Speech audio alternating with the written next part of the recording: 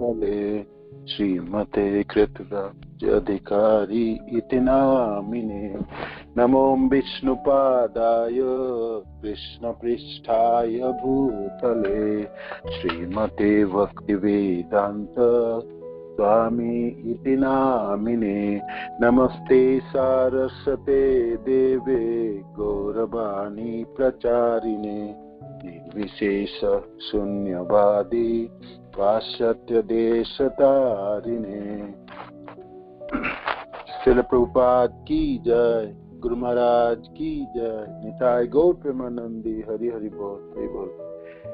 जय जय श्री चैतन्य जय नित्यानंद जय अद्वैत चंद्र जय गौर भक्त वृंद। जय जय श्री चैतन्य जय नित्यानंद जय अद्वैत चंद्र जय गौर भक्त वृंद।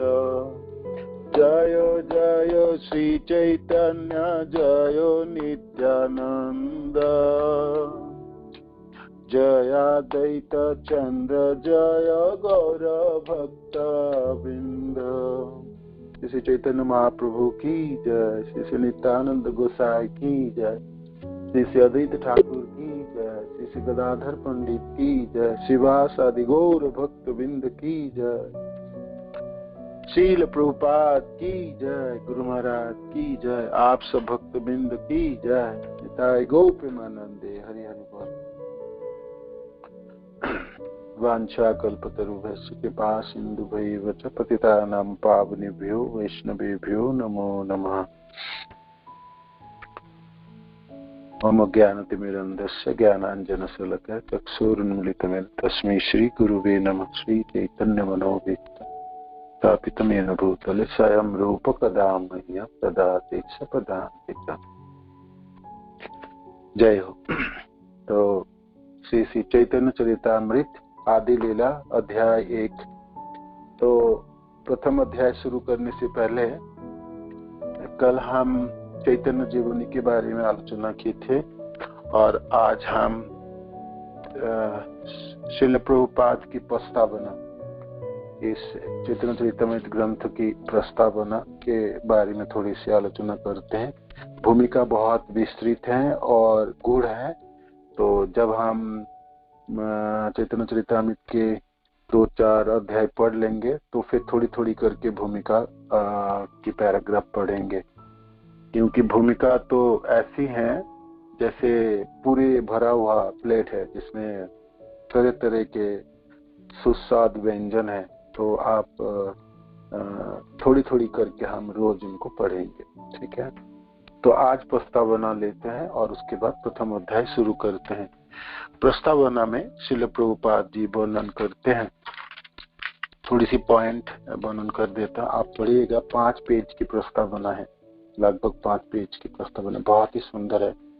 श्रील प्रभुपाद चैतन्य चरितामृत तो सिंधु है, सागर की है, जितनी भी आप डुबकी लगाएं तो रत्न आपको प्राप्त होगी, किंतु आपको डुबकी लगाने की सामर्थ्यता होनी चाहिए आप में।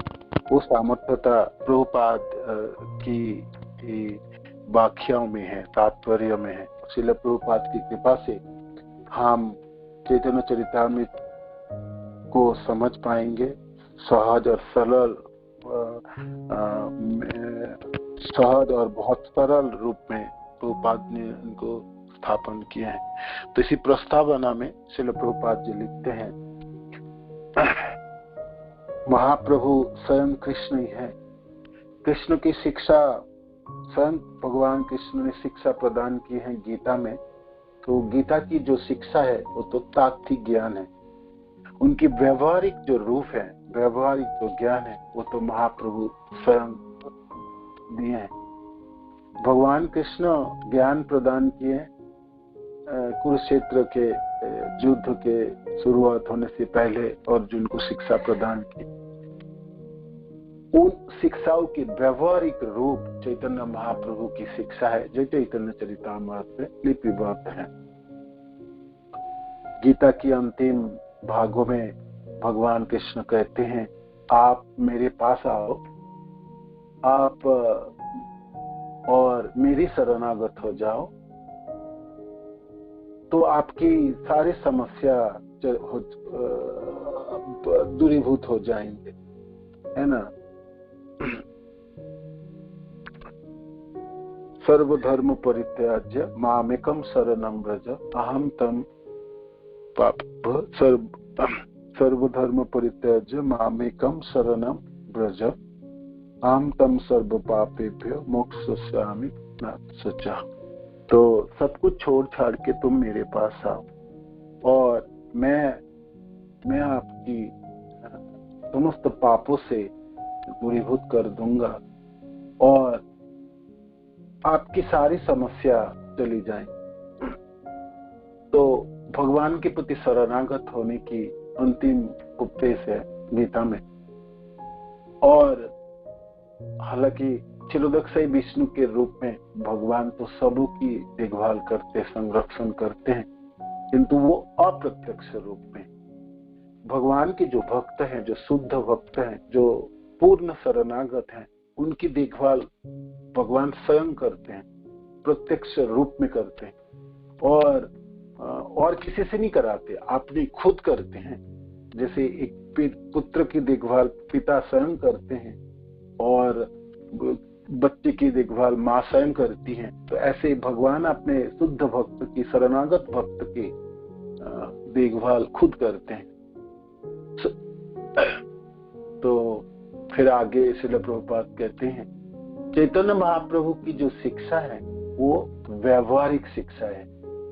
हालांकि गीता की शिक्षा को आप ज्ञान कहेंगे, तो ये चैतन्य चरितामृत की जो शिक्षा है, जो महाप्रभु स्वयं भक्त के रूप में आए, भक्त बन के दिखाए, जे कैसे जीवन धारण करनी चाहिए, जीवन कैसे जीना चाहिए और कृष्ण प्रेम के लिए क्या लालसा और लालायित कैसे होनी चाहिए, तो उनकी प्रदर्शन स्वयं व्यवहारिक रूप में खुद करके दिखाए। तो ये विज्ञान है, शब्द के अर्थ है व्यवहारिक है, अप्लाइड साइंस जो जैसे कहते हैं। और फिर आगे श्रील प्रभुपाद कहते हैं, शरणागत भक्त की 6 तरह से शरणागति होती है ना, जो श्लोक गुरुदेव ने हम सबों को सिखाए, है ना। कितनी बार हम सबों को कहे कंठस्थ करो, अनुकूलेषु संकल्प प्रतिकूलेषु वर्जनम रक्षयति इति विश्वास गोप्तित्ते वर्णम तथा आत्मनिक्षेप कार्पण्य षड्विधि शरणागति। तो जो अनुकूल है कृष्ण भक्ति के लिए उनकी ग्रहण करनी है, जो प्रतिकूल चीज है, विपरीत चीज वस्तु है, उसकी बहिष्कार कर देना है। रक्षयति विश्वास, भगवान रक्षा करेंगे, उसमें विश्वास होने। गोप्तृत्य वर्णम तथा, और भगवान ही हमारे अभिभावक हैं, हमारी स्वामी हैं, हमारे सजन हैं और घरों की कर्ता है और सर्वोपरि वही हमारे अभिभावक है। और आत्मनिक्षेप, और जो भी कुछ है मेरा वो भगवान में निछावर करने। मानस देह गेह जो किछु मोह तुआपोदी और पुल नंद किशोर, जो मेरा जो मानस, जो मेरा शरीर है, जो मेरा घर है, जो मेरा धन है, सब कुछ हे नंद किशोर में आपके चरणों में निवेदन करता हूँ। आत्म निक्षेप है ना, शरणा। और कार्पण्य शब्द का अर्थ है विनम्रता है। तो ये 6 प्रकार की शरणागति भक्तों की लक्षण है। तो श्रील प्रभुपाद फिर आगे कहते हैं ये जो कली युग है, ये समय आसुरिक सभ्यता है और मनुष्य को पता नहीं है वो उनमें उनकी अपनी स्वार्थ किस में है ना, अपनी कल्याण किस वस्तुओं में है। और रास्ता दिखाने वाले जो तथाकथित नेता या लोग हैं वो उनकी कल्याण करने वाले नहीं है। तो ये आसुरिक सभ्यता है, वो भटका हुआ जन्म मृत्यु के चक्र में आबद्ध हुआ जीव अपने स्वरूप को नहीं समझ पाते और उनकी कल्याण किसमें है वो खुद नहीं जानते। और मानो कि कोई उसको रास्ता भी बताते हैं तो श्रील प्रभुपाद लिखते हैं जब रास्ता बताते भी हैं तो कहते हैं भगवान तो निराकार है, उसमें ना हाथ ना पांव है ना कहीं, वो ज्योति स्वरूप है ना, ज्योति स्वरूप है, या परमात्मा के रूप में सिर्फ हृदय में विराजमान रहते हैं। महाप्रभु कहते हैं भगवान बहुत सुंदर व्यक्ति, देखने में अद्भुत सुंदर है और वो व्यक्ति विशेष है। उनके सिर में मोर मुकुट है, कानों में कुंडल है, गले में बलवानाई है, पीताम्बर पहनते हुए बांसुरी हाथ में बजाते हुए अद्भुत सुंदर रूप है कृष्ण की, भगवान के अद्भुत सुंदर रूप है। तो आप ऐसे भगवान से संबंधित हो सकते हैं, है ना, संबंधित हो सकते हैं और आप भगवान के संबंधी बन सकते हैं, आप भगवान के सानिध्य प्राप्त कर सकते हैं, है ना, कर सकते हैं। ये चैतन्य महाप्रभु की शिक्षा है। और कहते हैं आगे श्रील प्रभुपाद आगे और कहते हैं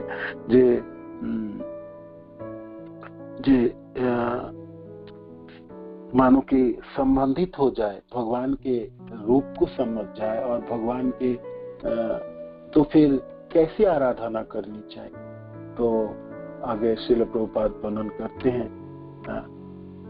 आराधय भगवान ब्रजेश तनया तद धाम वृंदावन। जो वृंदावन के जो नंद बाबा के पुत्र हैं ब्रजेश है, ब्रजेश तनया ब्रजराज के पुत्र नंद किशोर है ना, उनकी आराधना होनी चाहिए और उनकी आराधना उनके वृंदावन के साथ होनी चाहिए। तद धाम वृंदावन सम्या कस्जित उपासना ब्रजवधु वर्गना च कल्पिता। तो कैसी उपासना होनी चाहिए भगवान की उपासना कैसे, जैसे गोपी जनों ने की है। गोपी जनों ने अपनी कोई कामना नहीं रखी, सिर्फ भगवान के संतुष्ट विधान करने के लिए भगवान कृष्ण प्रेम करती थी, है ना। तो प्रेम के वशीभूत होके और कोई कामना ना रखते हुए गोपी जनों की जैसी उपासना, ऐसी उपासना तो सर्वश्रेष्ठ है, महाप्रभु कहते हैं। और महाप्रभु आगे भी कहते हैं रम्या कस्तिद उपासना ब्रजवधु वर्गना कल्पिता श्रीमद् भागवतम प्रमाणम अमलम प्रेम प्रमाथ महान श्री चैतन्य महाप्रभु मतम ईदम तत्सदार नापर। तो श्रीमद् भागवत जो ग्रंथ है ये अमलम ग्रंथ है ना, और इसमें कोई मल नहीं है, मल रहित ग्रंथ है। और प्रेम जो है कृष्ण प्रेम है, यही परमार्थ है, ये जीवन की प्रयोजन है ना, जीवन की गति है, लक्ष्य है ना।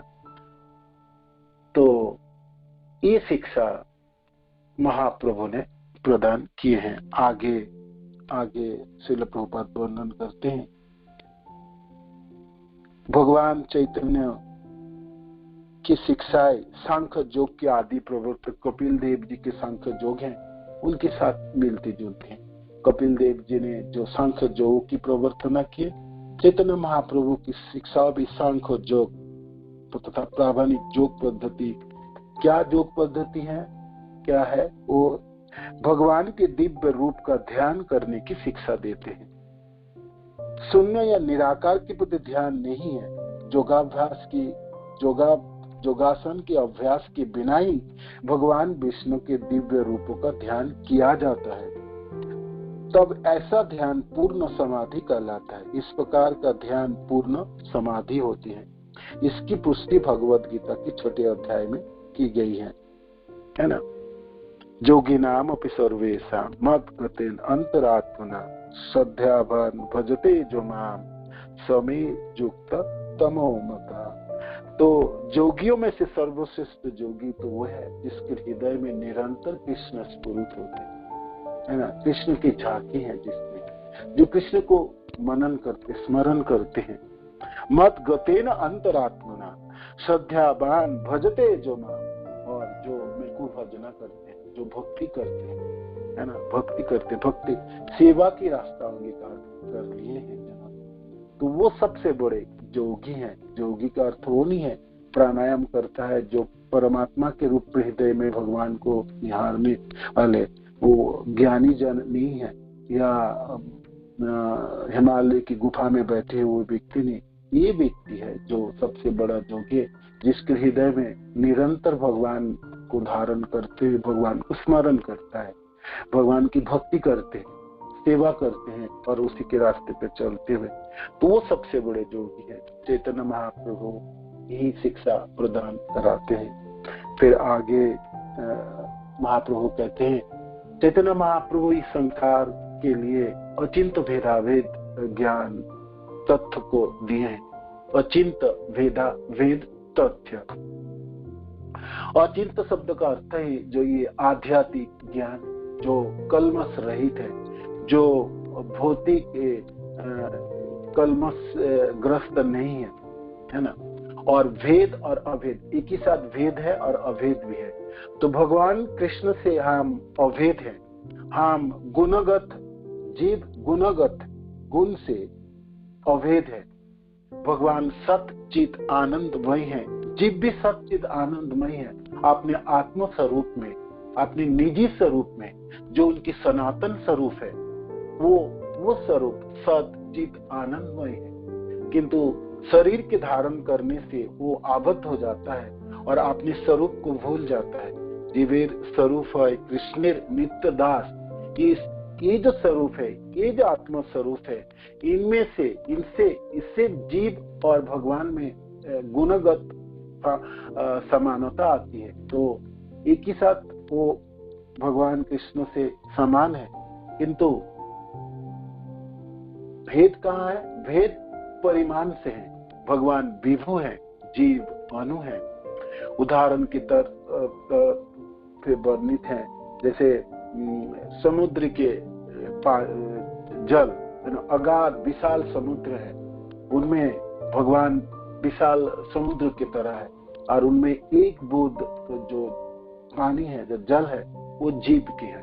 तो जीव अनु है और भगवान विभु है। भगवान माया द्वारा कभी भी कबलित नहीं होता, जीव माया ग्रस्त हो जाता है। जीव जन्म मृत्यु जरा व्याधि के चक्र में फंसता है, भगवान जन्म मृत्यु जरा व्याधि में नहीं फंसते हैं। तो भेद और अभेद के अचिंत भेदाभेद तत्व को चैतन्य महाप्रभु ने वर्णन किए, इस संसार को प्रदान किए।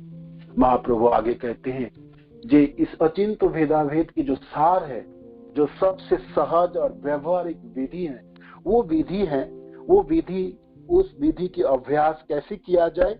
उस अभ्यास के लिए भगवान के पवित्र नाम के जप एवं कीर्तन करना ही उनकी सबसे व्यवहारिक रूप है। ये अचिंत भेदाभेद ज्ञान की व्यवहारिक रूप भगवान के नाम जप एवं कीर्तन द्वारा समझा जा सकता है। इसके सबसे व्यवहारिक और सहज और सरलता से समझा जा सकता है। तो आगे महाप्रभु की शिक्षा है, जिस कली युग में, इस समय में भगवान कृष्ण के अवतार, भगवान कृष्ण के नाम है। कली युगे नाम रूपे कृष्ण अवतार, है ना। इस युग में भगवान कृष्ण के अवतार, कृष्ण के नाम है, भगवान के शब्दावतार है, शब्दावतार। हरे कृष्णा कृष्ण कृष्ण हरे हरे, हरे राम राम राम हरे। शब्द अवतार है भगवान। कली युगे नाम रूपे कृष्ण अवतार, नाम होते है सर्व जगत निस्तार। तो भगवान की शब्द अवतार है इस समय। तो जब नाम जपते हैं तो भगवान परिपूर्ण परम है। तो भगवान में और भगवान के नामों में कोई भेद नहीं, अभेद है। अभिन्न आत्मा नाम नामी ने, नाम और नामी में कोई भेद नहीं, अभिन्न आत्मा है, अभिन्न है। तो महाप्रभु आगे शिक्षा प्रदान करते हैं, जे भगवान के सानिध्य जब हम जपते हैं, जब हम पवित्र नाम के जप करते हैं, तो जप के माध्यम से भगवान के प्रत्यक्ष सानिध्य प्राप्त होते हैं।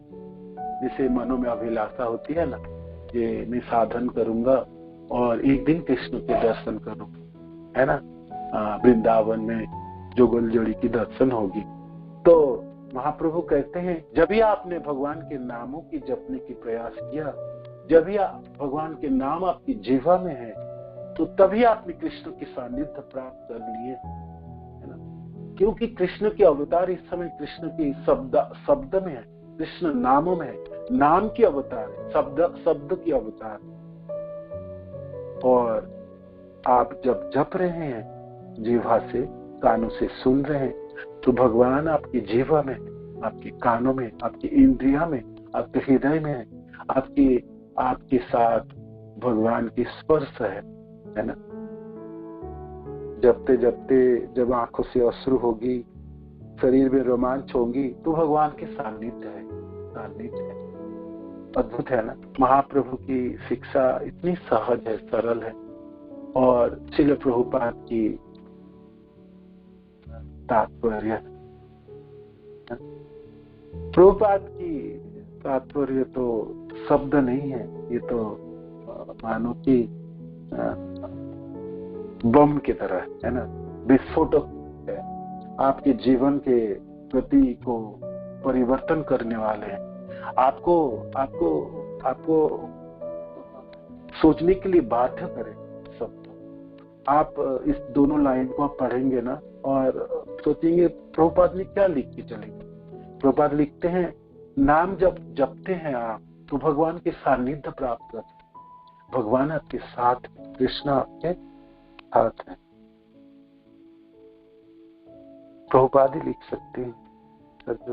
महाप्रभु की शिक्षा है चैतन्य चरितामृत में, वो शिक्षा महाप्रभु ने प्रदान किया। आगे श्रील प्रभुपाद कहते हैं, जब आप जपते हैं तो जपते जपते आपकी 3 अवस्था हो सकता है। आपकी विकास, आपकी प्रगति 3 स्तर में होती है। अपराध, नामापराध के साथ जप करना, इसको अपराध युक्त जप कहते हैं। इससे व्यक्ति जब वो अपराध के साथ जप करता है तो उनसे उनकी भौतिक कामनाएं रहती हैं।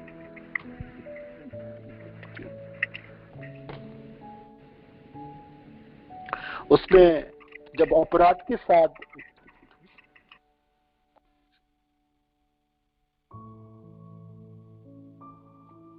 जब आप अपराध के साथ जप करना, तो इससे क्या होगा, जब जो साधक को भौतिक कामनाएं रह जाएंगी, भौतिक कामनाओं से आसक्त रहेंगे, उसकी कामना नहीं जाएंगी जब अपराध से जपते रहेंगे। मानो कि आप अपराध के साथ सालों साल जपते रहेंगे तो आपके भौतिक कामना नष्ट नहीं होंगी। एक स्तर है।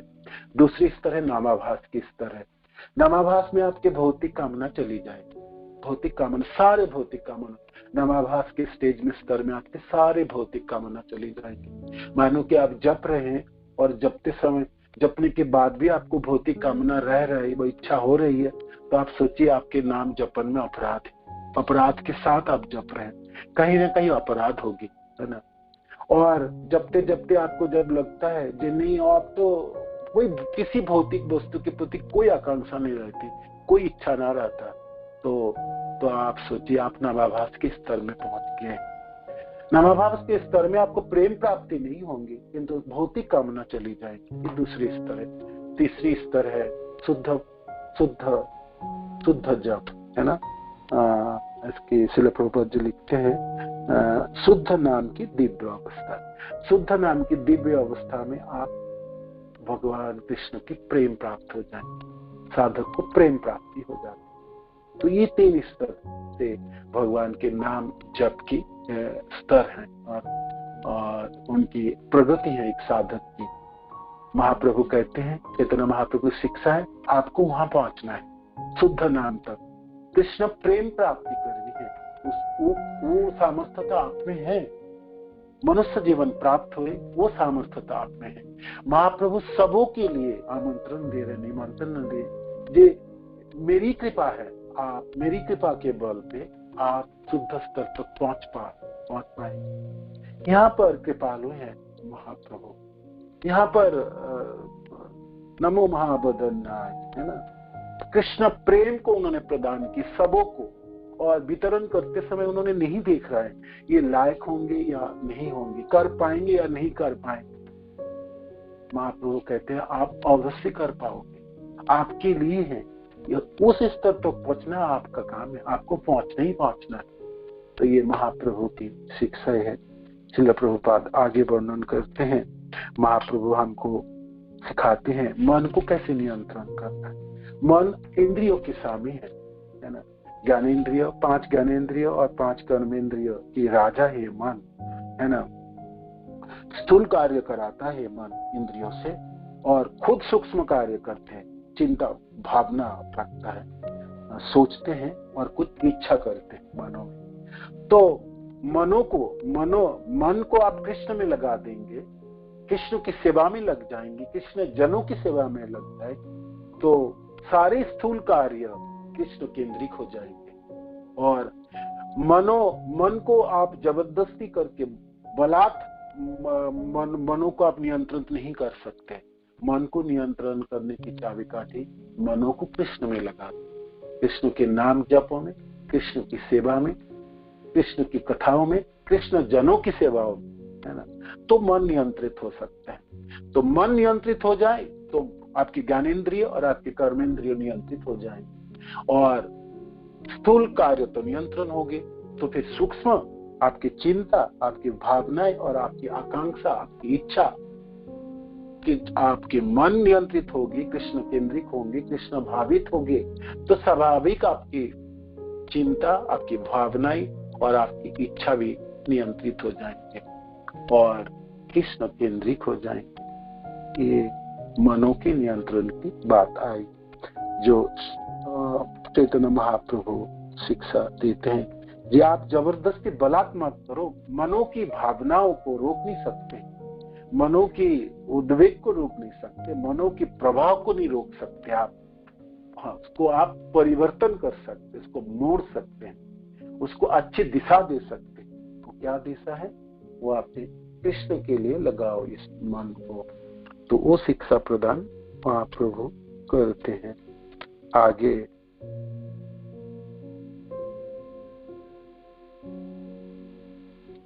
ये जो इंद्रियों के नियंत्रण, ये योगाभ्यास, ये अष्टांग योग आदि श्रील प्रभुपाद कहते हैं अल्प ज्ञान है उन लोगों के लिए। जबरदस्ती क्यों करो भाई? आप एक काम करो, इसको बलात् परिवर्तन ना करो, इनको कोई अच्छी काम दे दो, अच्छी चीजों में लगा दो, तो अपने आप हो जाएंगे परिवर्तन। आपको जबरदस्ती नहीं करनी पड़ेगी। आप अष्टांग योग, है ना, आसन, प्राणायाम, प्रत्याहार, ये सब चीज करो और फिर कुछ दिन कर पाओगे, और फिर जब नहीं कर पाओगे तब मन आपको खा जाएंगे, है ना। और आपको वही काम, जिस काम ना करने के लिए आपने इतने दिनों तक, इतने सालों तक योगाभ्यास किए थे, उसी कामों में आपको लिप्त करेंगे और भयंकर रूपों में लिप्त करा देंगे। तो ये तो अल्प ज्ञानी और कम बुद्धिमान लोगों की दशा है। आपको बुद्धिमान बनो। तो बुद्धिमान व्यक्ति के काम है आप अपने मनों को कृष्ण में लगाओ, कृष्ण के नाम जप में लगाओ, अपने इंद्रिय को नाम जप में लगाओ, अपने कर्मेंद्रिय ज्ञानेंद्रिय सबों को सेवा में लगा दो, तो अपने आप नियंत्रित हो जाएंगे। आपको कोई प्रयास नहीं करना पड़ेगा। तो इनके बारे में वर्णन है, इसलिए प्रभुपाद इसके लिए बहुत बड़ी पैराग्राफ है वर्ग के। आपको और पढ़नी है तो पढ़िएगा, उसका आप पढ़िएगा, है ना। आगे फिर और इसमें वर्णन है मनों की नियंत्रण किया है। और फिर प्रभुपाद जी कहते हैं, चैतन्य महाप्रभु हमने कृष्ण भावनामृत के विज्ञान की शिक्षा देते हैं। यह विज्ञान परम पूर्ण है। शुष्क मानसिक चिंतक ज्ञानी अपने आप को भौतिक आसक्ति से रोकने का प्रयास करते हैं, किंतु सामान्यतः ऐसे देखा जाता है कि मन को बस में कर पाना अत्यंत कठिन होता है और वह उन्हें विषय भोगों की ओर खींच ले जाता है। किंतु कृष्ण भावना भावित व्यक्ति के लिए यह खतरा नहीं रहता। अतः मनुष्य को अपने मन तथा इंद्रियों को कृष्ण भावना भावित कार्यों में लगाना होता है और भगवान चैतन्य हमें इसकी व्यावहारिक विधि की शिक्षा देते हैं। व्यावहारिक शिक्षा है। महाप्रभु का एक नाम विश्वंभर है, तो विश्वंभर नाम से वो विख्यात है। विश्वंभर शब्द का अर्थ है सारे ब्रह्मांड का पालन करने वाले तथा सारे जीवों के मार्गदर्शन कराने वाले हैं। तो यह महाप्रभु पालन करता है तथा मार्गदर्शक है। मानवता की यह सारी दिव्य शिक्षाएं प्रदान करने के लिए भगवान श्री कृष्ण चैतन्य के रूप में प्रकट हुए। दिशा दिखाने वाले समस्त मनुष्य समाजों की, समस्त मनुष्यों की, सारे संप्रदाय के लोगों को दिशा दिखाने के लिए महाप्रभु प्रकट हुए। और भगवान चैतन्य जीवन की मूल आवश्यकताओं का आदर्श शिक्षक है। जीवन की जरूरत क्या है? कृष्ण प्रेम की जरूरत है। जो संबंध हमने भूल गए, जिस संबंध को पुनर्स्थापन करने से हमारा सारी समस्या समाधान हो जाए, वो शिक्षा देने के लिए महाप्रभु प्रकट हुए हैं। श्रीमद् भागवत गीता, महाभारत तथा उपनिषद में पुष्टि हुई साक्षात पूर्ण पुरुषोत्तम भगवान स्वयं कृष्ण है। और इस कलह बृहद युग में ये सबों के आराध्य है। उनके संकीर्तन आंदोलन में हर कोई सम्मिलित हो सकते हैं। महाप्रभु संकीर्तन आंदोलन के प्रवर्तक है, युग धर्म की प्रवर्तक है। तो संकीर्तन आंदोलन में कोई भी व्यक्ति भाग ले सकते हैं। शिक्षक, अशिक्षक, ज्ञानी, अज्ञानी, मूर्ख, विद्वान, स्त्री, पुरुष, अबाल, वृद्ध, वनिता, कोई भी संकीर्तन आंदोलन में भाग ले सकते हैं। महाप्रभु कहते हैं, आप मेरी संकीर्तन आंदोलन में भाग लोगे तो आप पूर्ण मानव बन सकते हैं।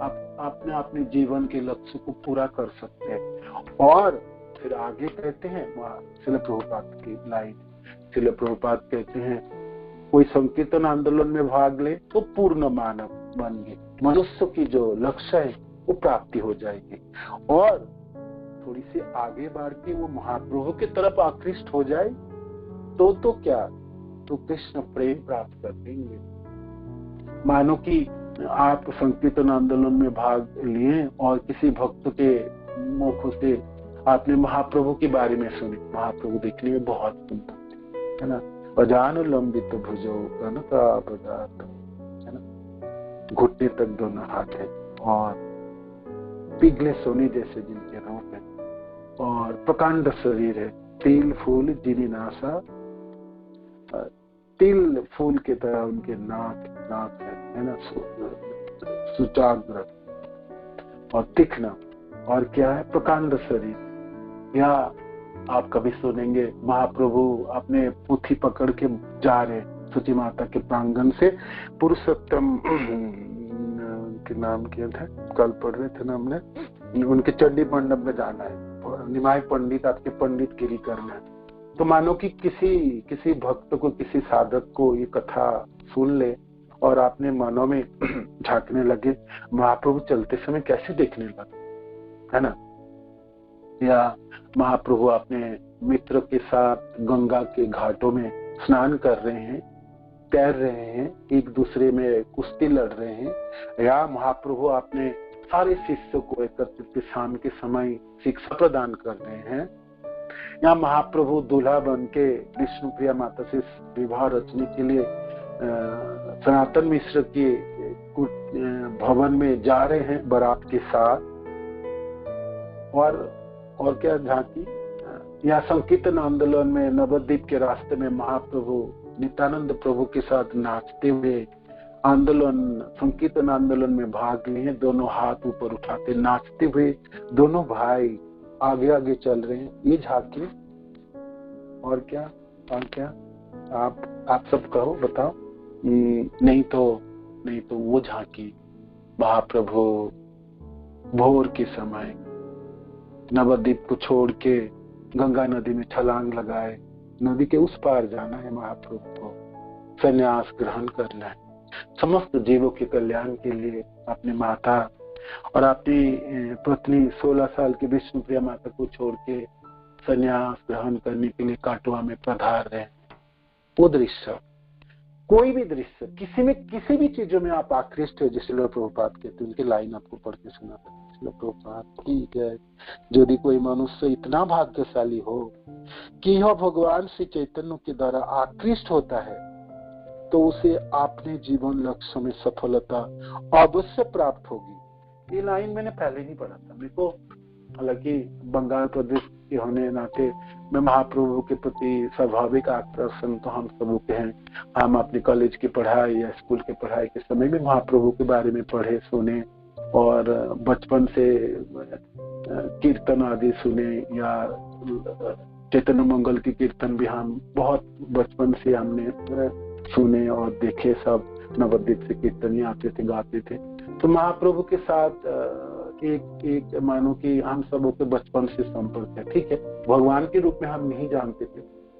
ये तो सोच हम बाद में जब बड़े हुए और कॉलेज और जब पढ़ाई किए और जगन्नाथपुरी, मायापुर वगैरह दर्शन किए, और फिर बाद में हमने इस्कॉन ज्वाइन किए थे। इससे पहले भी भावना तो थी जो महाप्रभु तो एक महापुरुष हैं और उनकी कृपा से सब कुछ प्राप्त हो सकते हैं। बाद में गुरुदेव की कृपा से इस्कॉन ज्वाइन की, श्रील प्रभुपाद को हम समझने की समर्थता हुई, प्रभुपाद के संप्रदाय में जुड़ के, और तब दोबारा महाप्रभु को समझने लगे, जानने लगे। स्वयं कृष्ण है, स्वयं कृष्ण नहीं है, राधा कृष्ण है। श्री कृष्ण चैतन्य, राधा कृष्ण नहीं अन्य। तो आज मैं ये पढ़ रहा था श्रील प्रभुपाद की इस तात्पर्य, तो उसमें ये लाइन है, जो लोग आध्यात्मिक जीवन प्राप्त करने में रुचि रखते हैं वह भगवान चैतन्य की कृपा से माया के बंधन से सरलता से छूट सकते हैं। और यदि कोई मनुष्य इतना भाग्यशाली हो कि वह भगवान श्री चैतन्य के द्वारा आकृष्ट होता है, तो उसे अपने जीवन लक्ष्य में सफलता अवश्य प्राप्त होगा। वो विफल हो ही नहीं सकता। कोई व्यक्ति महाप्रभु के प्रति आकृष्ट हो जाए तो वो आध्यात्मिक जीवन की जो फल है, जो कृष्ण प्रेम है, उससे वंचित नहीं, वो पाके रहेंगे। कोई नहीं ब्रेक लगा सकता, वो रोक नहीं सकते। बेशक कृष्ण की आराधना करता है और कृष्ण के प्रति आकर्षित होते हैं, और हो सकता ब्रेक लग सके, कि तो महाप्रभु के प्रति आकर्षित हो जाए तो फिर वो कृष्ण प्रेम अवश्य प्राप्त होगी। इनकी ये बात में श्रील प्रभुपाद की इस लाइन को मैंने आज पढ़ा, किंतु इसको मैं अनुभव में पहले से करता था कि महाप्रभु के प्रति आकर्षण कोई भी व्यक्ति हो जाए, है ना। आप मानो कि आप बहुत कुछ नहीं जानते, आप श्लोक नहीं जानते, शास्त्र नहीं पढ़ते, साधन में आप बिल्कुल अपटू हैं, और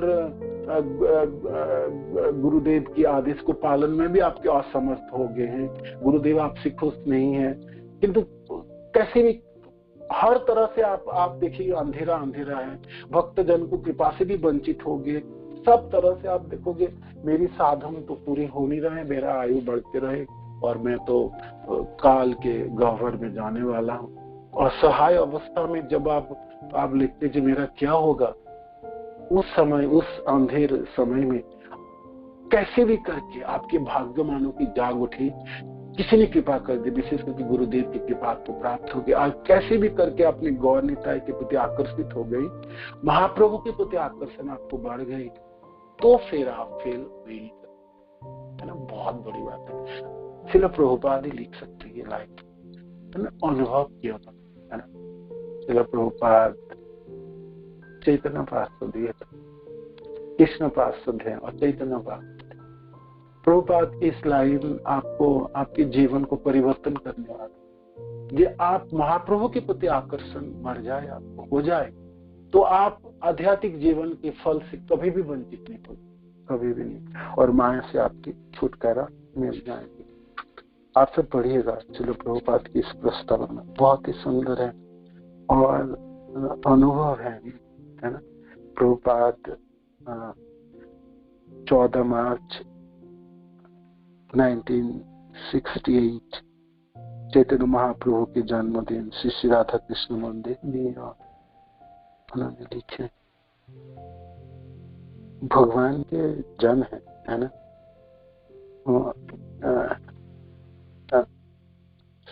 शब्द है लाइन, हर व्यक्ति को अपने कर्मों के फल भोगना पड़ता है। कोई भी व्यक्ति भौतिक प्रकृति के नियमों को रोक नहीं सकता जो ऐसा कर्मों पर नियंत्रण रखती है। जब तक मनुष्य सकाम कर्म में लगा हुआ है तब तक उसे जीवन की चरम लक्ष्य प्राप्त करने का प्रयास में निराशा होना पड़ेगा। मुझे पूर्ण आशा है कि इस ग्रंथ चैतन्य चरितामृत में वर्णित भगवान चैतन्य की शिक्षाओं की हृदयंगम करने से मानव समाज की आध्यात्मिक जीवन का नवीन प्रकाश मिलेगा, जिससे शुद्ध आत्मा के लिए नवीन कर्म क्षेत्र खुल जाए। ओम तत्सत। श्रील प्रभुपाद की जय। आइए श्रील प्रभुपाद की कृपा से, श्रील गुरुदेव की कृपा से यहाँ चैतन्य चरितामृत की शुरुआत की जाए। प्रभुपाद तो बने भी हैं सब, हमको आसानी से सिर्फ हमको पढ़ना है प्रभुपाद के शब्द को, है ना, उच्चारण करनी है, हृदयंगम करना है, याद रखना है, हमारा काम बनता है। ठीक है, और महाप्रभु के प्रति हम आकर्षित हो ही जाए, ना चाहते हुए भी हो जाए। प्रभुपाद हाथ पकड़ के आपको करा ही ले, है ना। चलो प्रभुपाद की जय। प्रभुपाद जी होते तो हमारा क्या होता बताइए, कैसे पढ़ते आप इस ग्रंथ को। तो ये प्रस्तावना है, चलो प्रभुपाद की है, आप पढ़िएगा 5 पेजों के। उसके बाद भूमिका हम नहीं पढ़ते हैं, भूमिका हम रोज थोड़ी थोड़ी करके पढ़े, है ना, बुक्स के साथ, अच्छा होता। और प्रथम अध्याय मैंने आपको कहा था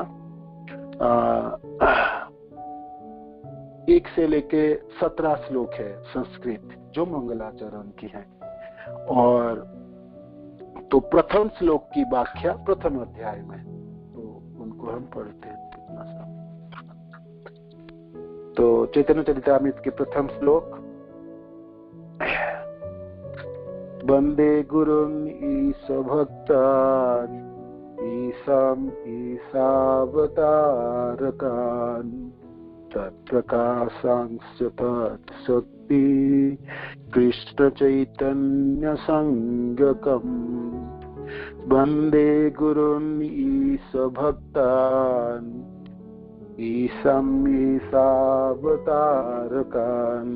तत्प्रकाशांश्च तत्शक्ति कृष्ण चैतन्य संगकम्।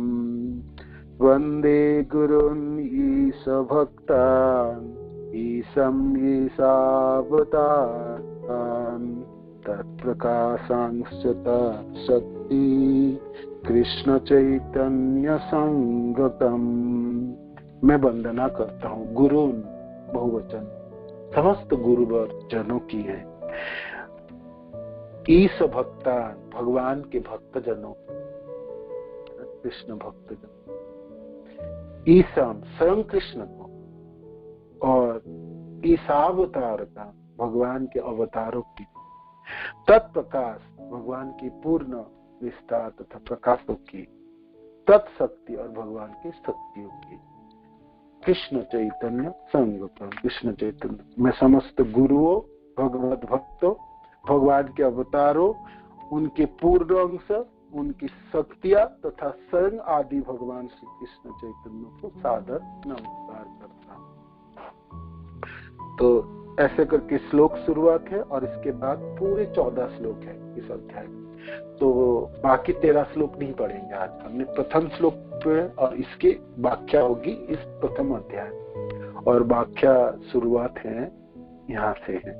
तो 1 से लेके 13 ये जो 14 श्लोक हम छोड़ते हैं, 5, 6, 7, 8, 9, 10, 11, 12, 13 और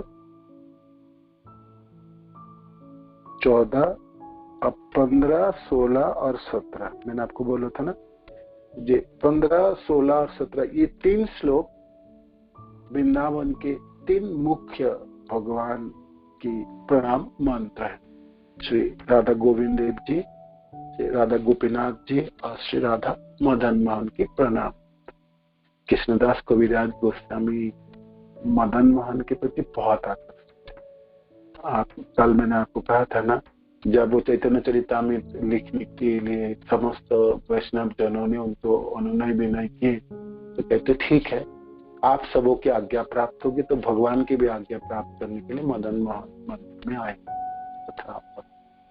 तो इन प्रमुख देव हैं वृंदावन के, और गुरुदेव की कृपा से सब मंदिर हमने दर्शन किए, और हर जगह पे प्रणाम मंत्र भी हम सबों को गुरुदेव ने सिखाए, याद कराए मंदिर के प्रांगण में बैठ के। जब हम प्रथम बैठ के दीक्षित भक्त हुए और गुरुदेव हम सबों को वृंदावन दर्शन करा रहे थे, तो वो दृश्य अभी भी याद है। राधा गोविंद देव के प्रांगण में बैठ के गुरुदेव ने सबों को सिखाए कि आप याद करोगे और प्रॉमिस करो, प्रतिज्ञा करो, आप याद रखोगे ये तीनों श्लोक, है ना। मदन मोहन मंदिर में भी और गोपीनाथ जी के मंदिर प्रांगण में यहाँ श्लोक गुरुदेव के श्रीमुख से सुने भी और याद भी किए। और आज कृष्णदास कविराज गोस्वामी की कृपा से चैतन्य चरितामृत की शुरुआत हमने की, गुरुदेव की कृपा याद आए। कितने कृपालु है कृष्ण जन, महाप्रभु के भक्त जन, श्रील प्रभुपाद और प्रभुपाद के शिष्य जन, अज्ञान जीवों को हाथ पकड़ के अमूल्य चीज प्रदान किए, है ना। आज जब हम पढ़ रहे थे श्लोक तब याद आ रही थी ये उस समय हमको कुछ भी नहीं पता था, और क्या गोविंद देव जी क्या महत्व थे, क्या, किंतु बच्चों की तरह बैठा के याद कराए थे, करो, मैं बोल रहा हूँ ऐसा ऐसा आप करिए, सब सुनो मेरे से और याद करो, जब तक याद नहीं करोगी यहाँ से उठ के जाओगे। जयताम सुरतो पंगर्मम मंदमतेर्गति मत्सर्वस्य पदाम्भजो राधा मदन मोहन।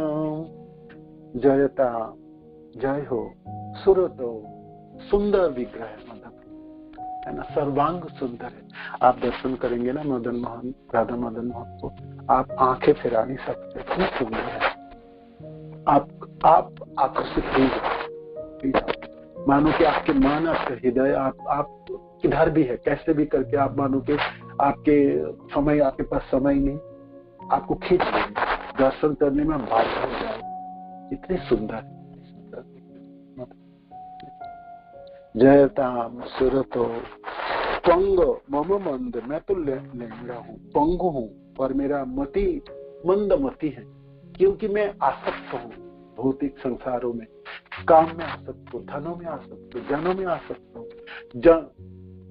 लाखों करोड़ों जन्मों के पापों में बद्ध हो गया, तो मेरा मति तो मंद मति कृष्ण, और मैं पंगु हूँ, हर तरह से मेरा इंद्रिय पंगु हूँ, क्योंकि मैं अपने संबंधी को नहीं जानता, मेरी परिचय भूल गया, है ना। जन्म चक्र में घूमते फिरते मैं अपने परिचय खो दिया, इसलिए कृष्णदास कविराज गोस्वामी कहते हैं पंगु है मैं पंगु। पंगु शब्द का अर्थ लैंगड़ा, हाथ पांव में नहीं, इंद्रिया, अपनी भावनाओं, अपनी सब कुछ हम खो चुके हैं, इसलिए पंगु मम मंद मतर गति, और मैं अभागा व्यक्ति के लिए गति, एकमात्र गति आप हो, आप मदन मोहन।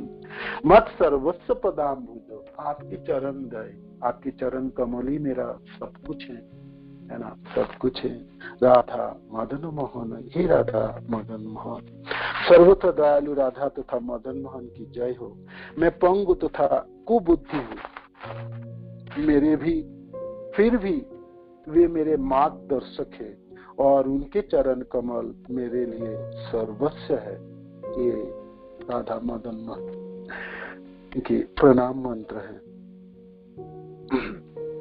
राधा मदन मोहन जो विग्रह है, ये संबंध की विग्रह, जैसे हम जीव अनंत काल जन्म मृत्यु के चक्र में घूमते फिरते हमने परिचय खो दिए। हम कृष्ण के हैं, कृष्ण हमारे हैं, कृष्ण हमारे हैं, और कृष्ण जन है हम, कृष्ण हमारे सजन है, सबसे बड़े सजन है, और वही हमारे सब कुछ है, किंतु वो परिचय हम भूल चुके,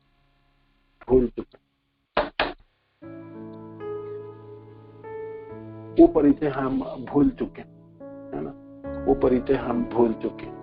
तो फिर दोबारा कैसे करके स्थापन करेंगे? संबंध के विग्रह है मदन मोहन। आपको संबंध आप जो भूल गए, जो आप खो गए, परिचय खो दिया आपने और दुखी होके भटक रहे हैं जन्म मृत्यु के चक्र में, और दुख आपको कभी भी छोड़ नहीं रहा है। तीनों तापों में दग्धित है आप, क्योंकि आप परिचय खो दिए। तो दोबारा पुनर्स्थापन करना है। इस संबंध की विग्रह है राधा मदन मोहन। ठीक है, अब आएंगे गोविंद देव जी, राधा गोविंद देव। श्लोक संख्या 16। दिव्याद् विन्द्यारण्यकल्पद्रुमात् श्रीमद् रत्नागार सिंहासनस्थौ श्रीमद् राधा शील गोविंद देव्यो पृष्ठालीभिः सेव्यमानौ स्मरामि। दिव्य वृंदारण्य, दिव्य चमकते हुए वृंदावनों के अरण्य में कल्प वृक्ष है, जो सब कुछ कामना पूरा करने वाले, सारे आध्यात्मिक कामना पूरा करने वाले, भौतिक कामनाओं भी पूरा करने वाले, अकाम सर्व काम हुआ मोक्ष काम उदार, सारी इच्छा पूरा करके कल्प वृक्ष है। उस कल्प वृक्ष के नीचे श्रीमद सुंदर रत्नों से जड़ित सिंहासनों में विराजमान है। कौन विराजमान? श्रीमद राधा रानी, अत्यंत सुंदर राधा रानी विराजमान है। आपने पूरी सुंदरता के साथ, किसके साथ? श्री गोविंद देव के साथ, और पेस्टाली भी, और उनके जो पार्षद जन है, जो सेवक जन है, प्रेमी जन है, सेवा में रत है, जुगल जोड़ी की पृष्ठाली भी सेव्यमान स्मरण। तो रत्न जड़ित सिंहासन में वृंदावनों के अरण्य में कल्प वृक्ष के नीचे श्री राधा गोविंद जी विराजमान है। उनके प्रेमिक जन, उनके पार्षद सेवा में नियोजित है। ऐसे श्री राधा गोविंद देव जी को मैं प्रणाम करता हूँ, सादर नमस्कार करता हूँ। दिव्यादरण्यम कल्पद्रुमात् श्रीमद् रत्नागार सिंहासनस्थो श्रीमद् राधा शील गोविंद देव प्रस्थान। श्लोक संख्या 16। 17। श्रीमान रासरसारंभी वंशी बट तत्स्थितः कर्षण वेणु शनै गोपीनाथ श्रेयस्तु नः। श्रीमान अत्यंत सुंदर, रास नृत्य करने वाले, रास के प्रारंभ करने वाले वंशी। कहाँ पर रास नृत्य कर रहे हैं? वंशी बट तटस्थित, बंसी में वहां पर रास नृत्य करने वाले भगवान श्री कृष्ण गोपीनाथ बंसी बट के तट पर खड़े हैं, और अपनी कर्षण वेणु शनै गोपी, अपनी प्रसिद्ध बांसुरी की ध्वनि से गोपियों के ध्यान को आकृष्ट कर रहे हैं। ये सबको अपना आशीर्वाद प्रदान करें। श्रीमान अत्यंत सुंदर, रास नित्य रस का प्रारंभ करने वाले बंसी तट पर स्थित खड़े होकर आकर्षित करते हुए वेणु बांसुरी को शनै ध्वनि से, शनै गोपियों का गोपीनाथ, श्री गोपीनाथ श्री हे वरदास्तु हो। ये 3 प्रमुख देव के प्रणाम करते हुए चैतन्य चरितामृत की शुरुआत कर रहे हैं कृष्णदास कविराज गोस्वामी। पहले 14 श्लोक तो, और उसके प्रथम श्लोक पढ़ा, और ये तीनों श्लोक आगे। जय जय श्री चैतन्य जय नित्यानंद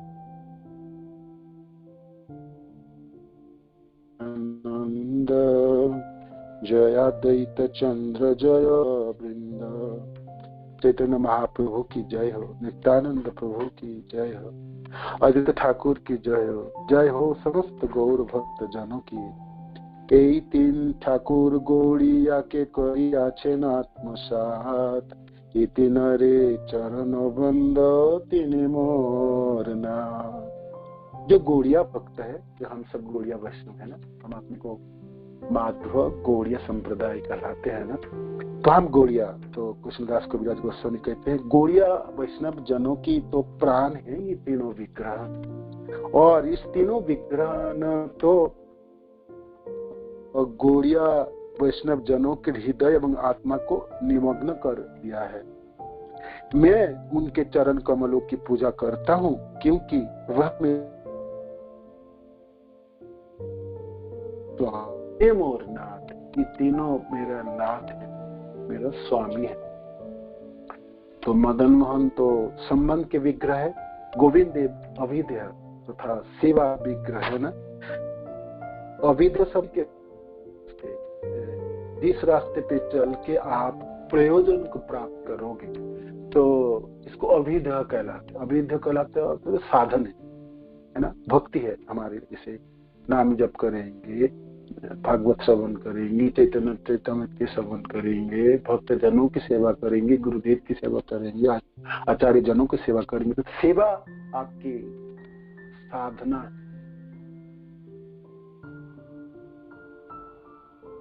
गोविंद शिल प्रभुपाद जिसमें लिखते हैं, आपको पढ़ के तो लाए हूँ। जब मनुष्य प्रबल अनुराग के साथ भगवान की सेवा करना चाहता है, तो फिर यह दिव्य सेवा के धरातल पर गोविंद की पूजा करता है। तो गोविंद समस्त आनंदों के आगार है। जब कृष्ण तथा भक्त की कृपा से कोई भक्ति में पूर्णता प्राप्त कर लेता है, तो ये अविधेय विग्रह है। तो गोविंद देव जी अविधेय विग्रह, और जब भक्ति की पूर्णता प्राप्त हो जाएगी, तब वह कृष्ण की सराहना ब्रज बालाओं की आनंद देने वाले विग्रह गोपीजन वल्लभ के रूप में कर सकता है। ये गोपीनाथ है ना, ये प्रयोजन और विग्रह है। तो वृंदावन के 3 प्रमुख विग्रह है।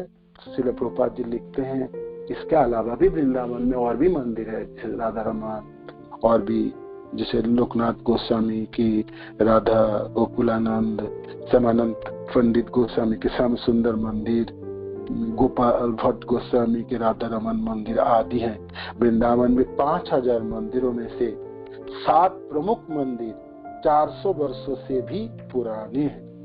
7 प्रमुख, इस तरह गौड़िया संप्रदाय, गौड़िया वैष्णव आचार्य जनों की मंदिर 7 जो 400 सालों से पुराना है और सर्वाधिक महत्वपूर्ण है। तो ग्रंथेरारंभ करी मंगलाचरण, गुरु वैष्णव भगवान तिने स्मरण। मैं ग्रंथों की शुरुआत कर रहा हूँ, तो मंगलाचरण करके गुरु वैष्णव और भगवान तीनों को स्मरण करके मैं इस ग्रंथ की शुभारंभ कर रहा हूँ। तिनेर स्मरण है विघ्न विनाशन, अनायास है निज वांछित पूरन।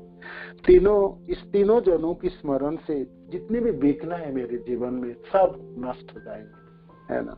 और अनायास है निज वांछित, और बहुत जल्दी, बहुत शीघ्रता से मैं अपनी इच्छा पूर्ण कर लूंगा।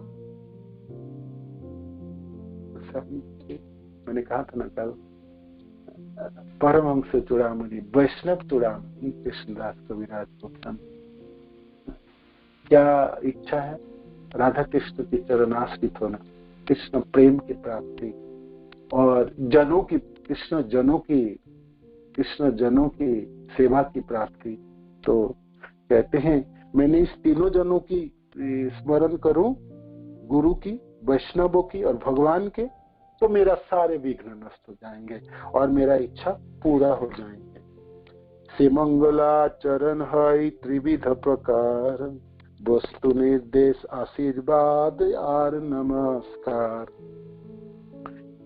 चैतन्य चरितामृत ग्रंथ अब शुरुआत हो गई। ऐसा अद्भुत ग्रंथ है श्रील कृष्णदास कविराज गोस्वामी कोई श्लोक वर्णन कर रहे हैं तो श्लोक की सपोर्ट देने के लिए उन्होंने तरह तरह के हर शास्त्रों से उन्होंने उदाहरण प्रस्तुत कर, और जो फिलॉसफी है, जो दर्शन है, इतनी डीप है, इतनी गहरा है, आपको ध्यान से सुननी पड़ेंगे और समझने के लिए सामर्थ्यता आपको महाप्रभु प्रदान करें। ठीक है।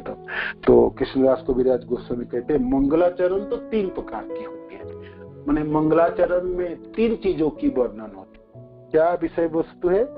एक, जिस के ऊपर मंगलाचरण कर रहे हैं, जिस चीजों की लिखने जा रहे हैं, क्या किसके ऊपर लिखने जा रहे हैं, तो वस्तु को निर्देश करेंगे। सब्जेक्ट मैटर क्या है, क्या मेरा उद्देश्य है, मैं किसके ऊपर लिखने जा रहा हूँ। जैसे चैतन्य चरितामृत के वस्तु निर्देश स्वयं महाप्रभु है, महाप्रभु के जीवन में, तो यहाँ पर वस्तु निर्देश महाप्रभु है।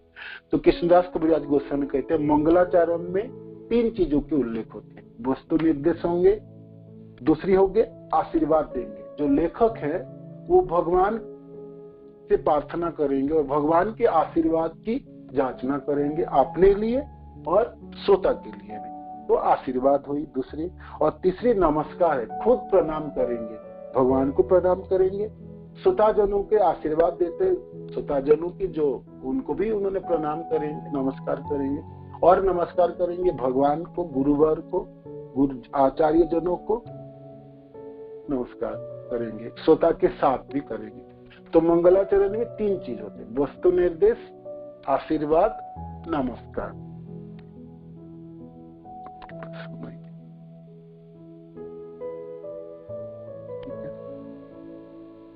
प्रथम 2 श्लोके इष्ट देव नमस्कार, सामान्य विशेष रूपे 2 तो प्रकार। ये जो 2 श्लोक है, मंगलाचरण के 2 श्लोक है ना, प्रथम और सेकंड 2 श्लोक। ये 2 श्लोक में इष्ट देव की नमस्कार है, भगवान के नमस्कार है। प्रथम श्लोक में जो हमने अभी पढ़े उसमें तो सामान्य रूप में नमस्कार है, और दूसरे श्लोक में जो मंगलाचरण के दूसरा श्लोक है, वंदे श्री कृष्ण चैतन्य नित्यानंद सहोदतो गौड़दये पुष्पवंतो चित्रौ संधौ तमनोदो, इसमें विशेष रूप में नमस्कार करेंगे। ये दोनों श्लोक की व्याख्या होगी, आगे आगे और वर्णन करेंगे। तृतीय श्लोके ते करी वस्तुर निर्देश, जहा होइते जानी पर तथ्य उद्देश। और जो तीसरे नंबर जो श्लोक है उसमें वस्तु निर्देश है, सब्जेक्ट मैटर, किनके लिए ये इस ग्रंथ की रचना हो रही है।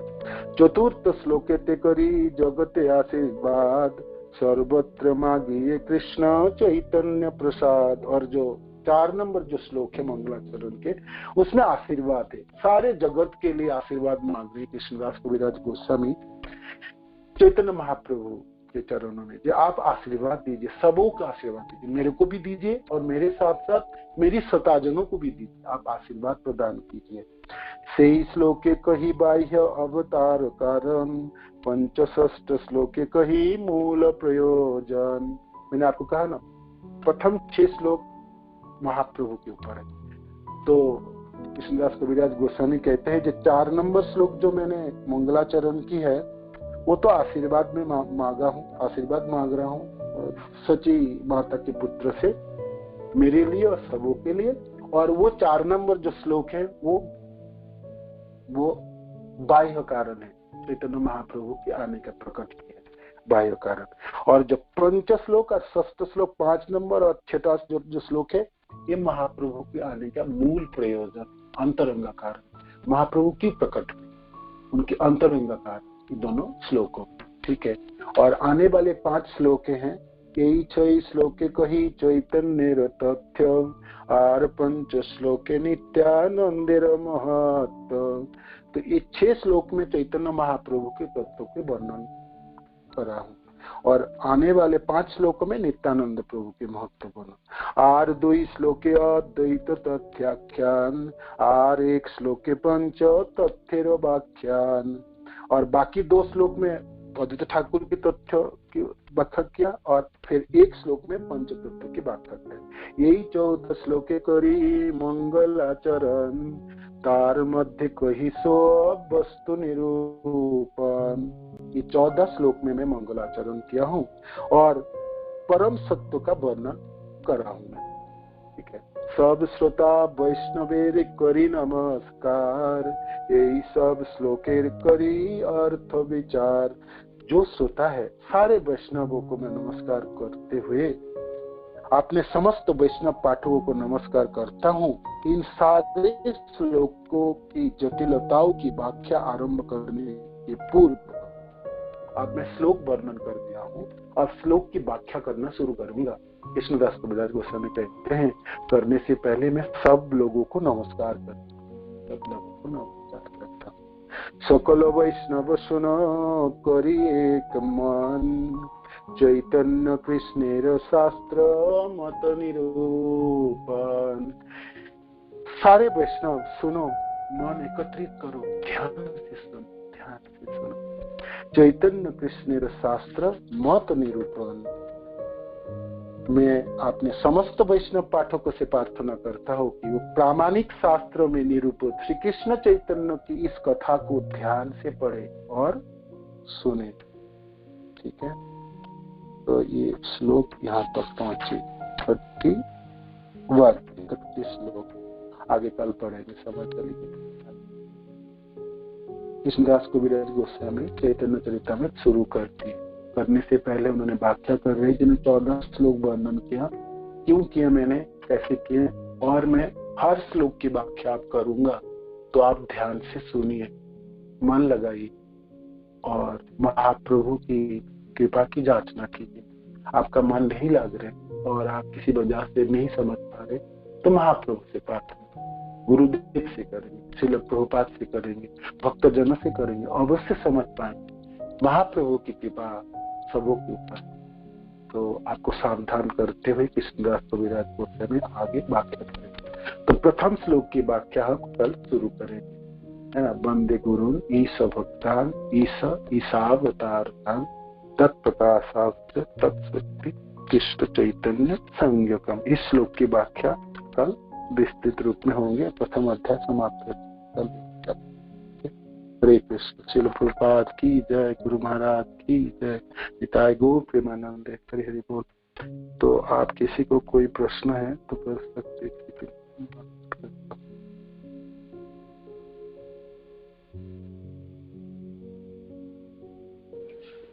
प्रभु जी हरे कृष्ण। दंडवत प्रभु जी, धन्यवाद। बहुत सरलता से आप समझाते हैं हर वक्त की तरह। प्रभु जी एक बात मुझे बहुत अच्छी लगी जो आपने अभी बताई श्रीला प्रभुपाद जी की, जैसे एक मुझे तो लगता है उनको शायद हम लोग कह सकते कि वैद्य होते हैं ना, जो डॉक्टर वैद्य जो नस पकड़ते हैं कि कहाँ प्रॉब्लम हो रही है, तो ऐसे करके शायद कोई कहता है कि वो मन भी पकड़ लेते थे कि आप चैतन्य महाप्रभु का सिर्फ वर्ड सुनो और अगर आप अट्रैक्ट हो जाते हो, अगर आपको लगता है ये क्या है, मुझे कुछ सीखना है या समझना है, तो भी धीरे धीरे उत्सुकता बढ़ती रहेगी। तो मुझे ऐसा समझ में आया प्रभु जी की श्रीला प्रभुपाद शायद लोगों का मन बिल्कुल अच्छी तरह जानते थे कि साधारण जीव क्या कर रहा है और कहाँ उनको ले जाना है। बस ये थोड़ी बताना चाह। जी प्रभु जी, सही बात है, सही बात है, सही बात है। श्रील प्रभुपाद नहीं होते तो हमारा क्या होता। श्रील प्रभुपाद की कोई किसी को और कोई प्रश्न है, कोई टिप्पणी है, समझने में किसी को भारी पड़े तो आप बताइएगा जरूर। आप लोग थोड़ा फीडबैक देंगे तो मैं उसी के मुताबिक पढ़ने का प्रयास करूंगा।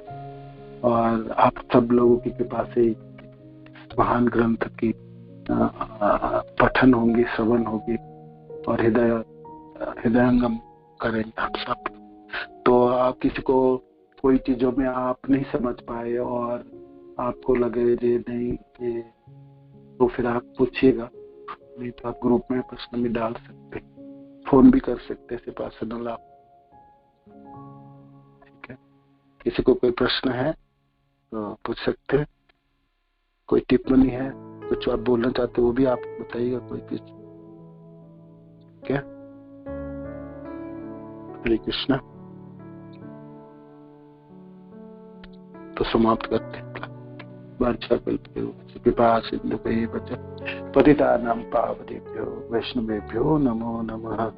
श्री प्रभुपाद की जय, गुरु महाराज की जय, आप सब भक्त वृंद की जय। पिताय गौ